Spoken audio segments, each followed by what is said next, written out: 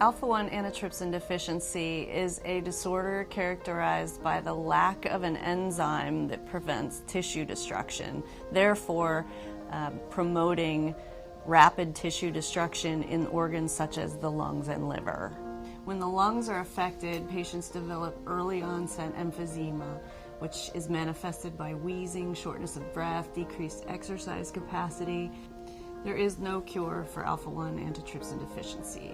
Many of our patients we have evaluated have never smoked in their life and still have a very similar set of symptoms and impact on quality of life as smoking-related COPD.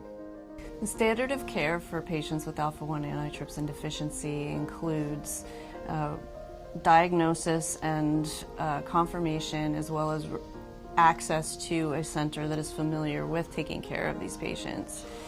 Replacement of the enzyme is key, and symptom management and control with medications, and consideration for interventions such as bronchoscopic lung volume reduction, and in end-stage cases or multi-system cases, access to a transplant center. An important new treatment option available for patients with Alpha-1 antitrypsin deficiency and emphysema is bronchoscopic lung volume reduction using the spiration valve system. We participated in IMPROVE, which demonstrated the benefit of BLVR for Alpha-1 antitrypsin deficiency patients, and based on that, FDA approval was granted, and so it is now available for patients at specialized centers throughout the country.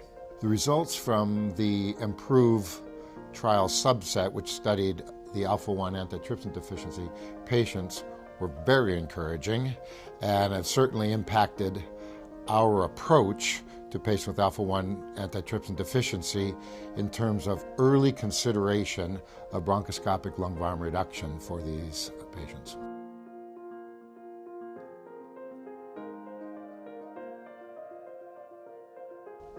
I explained to them that this is primarily for quality of life.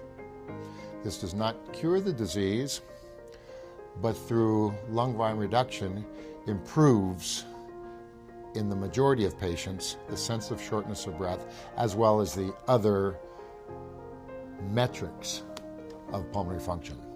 The patient that I'm thinking of who was on the clinical trial felt immediate improvement, literally that day.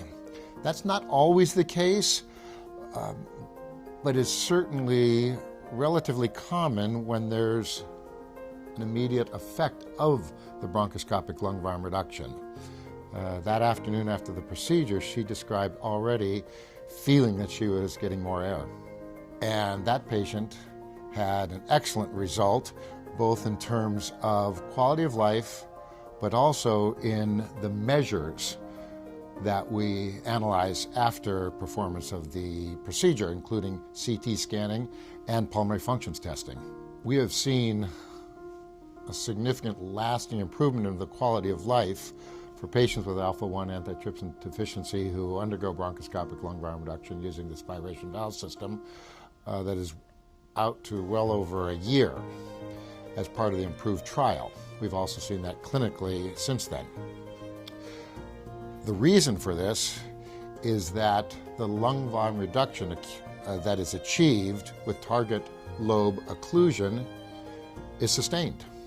The spiration valve system use in Alpha-1 patients is, in my opinion, underused. I think this should be incorporated into comprehensive programs, and as patients go through their workup and treatment options, once optimized for symptom management, be referred for the spiration valve system.